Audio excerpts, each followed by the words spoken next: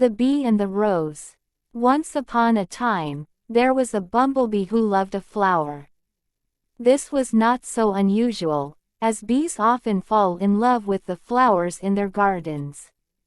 But what was unusual was that this bee was in love with a rose. Roses, as you know, are the monarchs of the garden. They are too fine and lovely for common things like bees. But this rose was different from the others, and she loved her bee just as much as he loved her. One day, the queen was walking through the garden and she said to the gardener, "From now on, I should like you to cut me a bouquet of roses every Sunday." The gardener promised he would do so. It was a simple enough request to him. But to the rose who loved the bee, it was terrible. "A bouquet of roses," she cried, "every Sunday. What will I do? I don't want to be cut and put in a vase with other roses. I want to stay out here in the good, soft earth and be with my beloved bee." "Don't worry, my love," said her beloved bee. "I have a plan." The bee then flew to the place in the garden where the daisies grew. The daisies, like all the flowers, were fond of the bee. And when he asked for their help, they were only too happy to give it. Each one donated a few of their petals, which the bee took back to the rose, using some honey from his hive to stick them on. The bee used the petals to disguise the rose as a daisy. "That's odd," said the gardener the following Sunday. "Why is this one daisy growing among all these roses?" "Well, never mind. The queen wants roses, not daisies."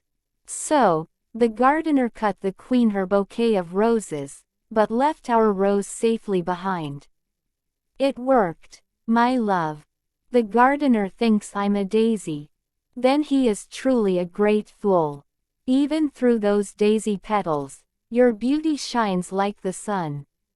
For many weeks, the trick worked, and while her sisters were very honored to be cut and used to decorate the royal breakfast nook, our dear Rose stayed behind with her disguised petals and her true love, the brave and clever bee. But, as time went by, the petals started to fall off, one by one. Soon they would fall off altogether and the gardener would see that she was really a rose. Then it would only be a matter of time before she, too, was cut and added to the queen's usual Sunday bouquet. "Why do you weep, my love?" said the bee. "Look," said the rose. "My disguise is falling apart.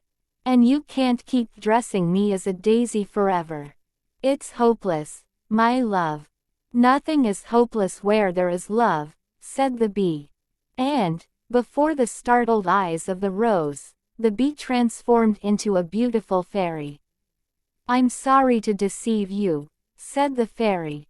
"I only meant to turn into a bee for a short time, but then I met you. A rose, the most beautiful, fragrant and elegant flower in the garden. And yet you fell in love with a lowly bee. You truly have a good heart, beloved. And because of that, I will grant you any wish you desire. Then I wish you would make me a daisy. A real daisy. Then I can stay here in the garden, surrounded by my sister flowers.